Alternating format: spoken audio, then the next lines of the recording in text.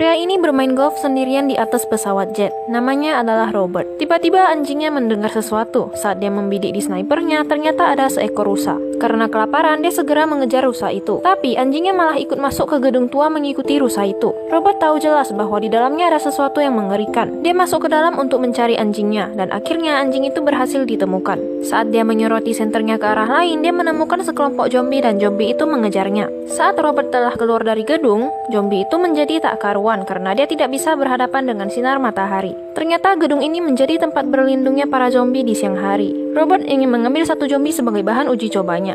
Dia membuat sebuah jebakan dan mengambil darahnya untuk memancing zombie itu.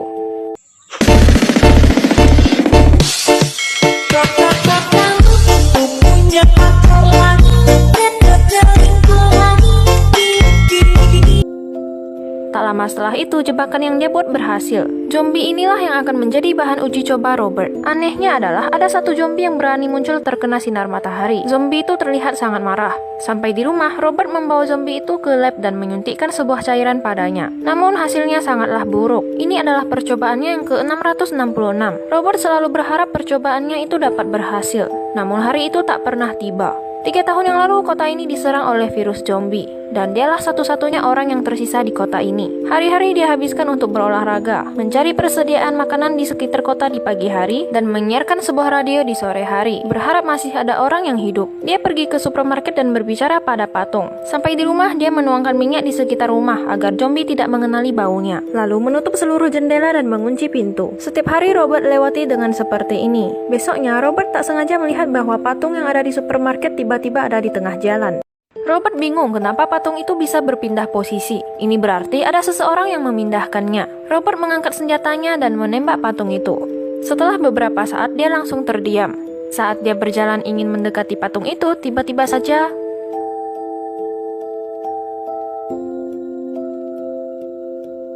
Robert malah terjebak dengan sebuah jebakan. Jebakan ini sama persis dengan jebakan yang dia buat untuk menangkap zombie. Robert pingsan dan saat dia sadar kembali, matahari sudah hampir terbenam. Dan setelah dia terlepas dari tali itu, dia malah tertusuk oleh sebuah pisau. Robert terluka berat. Dengan susah payah, dia berjalan menuju mobilnya. Waktu yang tersisa tak banyak lagi. Zombie itu melepaskan peliharaannya yang liar. Ketika sinar itu sudah hilang, zombie itu segera mengejar Robert dan anjingnya. Dia menembak zombie itu menggunakan pistol. Saat pistol itu terlepas dari tangannya, dia hampir tergigit oleh hewan zombie ini. Namun dia berhasil diselamatkan oleh anjingnya. Walaupun seluruh zombie sudah terbunuh, tapi anjing Robert telah digigit oleh mereka. Sampai di rumah, Robert segera mengambil suntikan untuk anjingnya, berharap virus itu tidak menginfeksinya. Kemudian dia memeluk dan menghibur anjingnya sambil berkata semua akan baik-baik saja. Namun, tiba-tiba Robert mendapati bahwa rambut anjingnya mulai rontok, matanya memerah dan muncul berbagai perubahan lainnya. Robert sangat putus asa, dengan mata kepalanya sendiri menyaksikan bahwa anjing kesayangannya berubah menjadi zombie. Malamnya, Robert melampiaskan kekesalannya dengan menabrak semua zombie di pelabuhan. Robert menerobos sekumpulan zombie itu dengan gegabah.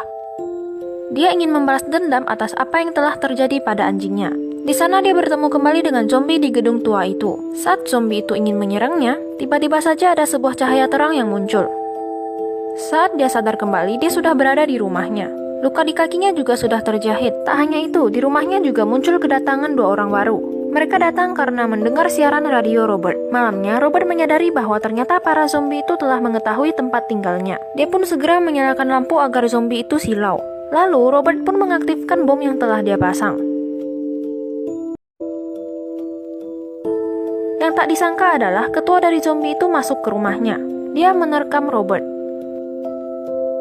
Kemudian Robert membawa wanita dan anak kecil itu pergi mengungsi di lab. Tapi tiba-tiba zombie itu datang lagi.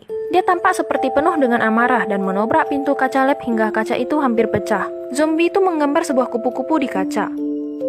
Zombie perempuan ini memiliki tato kupu-kupu di tubuhnya. Dan ternyata itu adalah istrinya.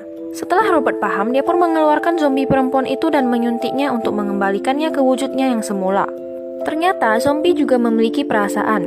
Lalu zombie itu pun pergi dengan membawa istrinya kembali. Dan akhirnya film ini pun berakhir. Baiklah, sekian review film kali ini. Nantikan review film menarik selanjutnya